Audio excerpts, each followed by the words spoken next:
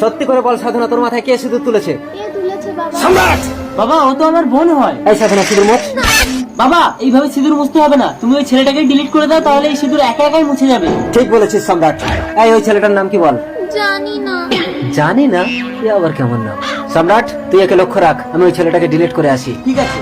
তুমি ছাড়া আমার কেউ নেই, তুমি আমাকে কোনোদিন ভুলে যাবে না তো সাগর? কখনো না, কিন্তু আমি যদি মরে যাই? ভালো লাগে না, সবসময় খারাপ খারাপ কথা বলে আমাকে রাগিয়ে দেয়। এই পিঙ্কি,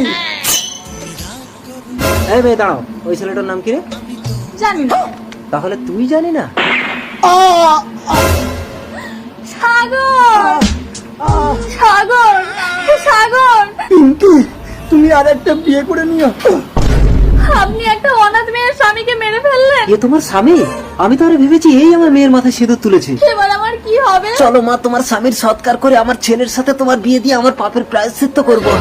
অসম্ভব, আমি একজনকে ভালোবাসি বাবা। সম্রাট, এই বিধবা মেয়ের সাথে বিয়ে দিয়ে আমি আমার পাপের প্রায়শ্চিত্ত করতে চাই। প্রস্তুত থাকবে, আজ রাতেই এই মেয়ের সাথে তোর বিয়ে দেবো। বাবা আমি যদি তোমার নিজের ছেলে হতাম? তুমি যাকে ভালোবাসো সে কি আমার থেকে সুন্দর? তাকে কোনোদিন দেখিনি। নাম কি? জানি না। বাড়ি কোথায়? আজ 7 বছর ধরে আমরা ফোনে ফোনে প্রেম করছি, কেউ কাউকে দেখিনি। বোকা, কানা কি খোড়া, আগে তো দেখো। কানা হোক খোড়া হোক, 7 বছর ধরে প্রেম করছি মানে ওকেই আমি বিয়ে করব।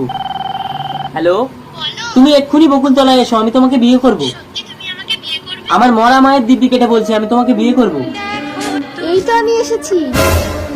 এ কি সাধনা, আজ 7 বছর ধরে আমি তোর সাথে প্রেম করছি। শুধু প্রেম না, তুমি যখন ঘুমিয়েছিলে তখন আমি তোমার হাত দিয়ে সিঁদুরটাও পরে নিয়েছি। সম্রাট, তুই তাহলে আমার মেয়ের মাথায় সিঁদুর তুলেছিস? ভুলে যাস না, রাস্তা থেকে তুলে এনে তোকে আমি সন্তানের মতো মানুষ করে দুধ কলা দিয়ে কালসাপ পুষেছি। তোকে আজ আমি মেরেই ফেলবো। দাঁড়ান, আপনি তো আমাকে বিধবা করেছেন, নিজের মেয়েটাকে আর বিধবা করবেন না।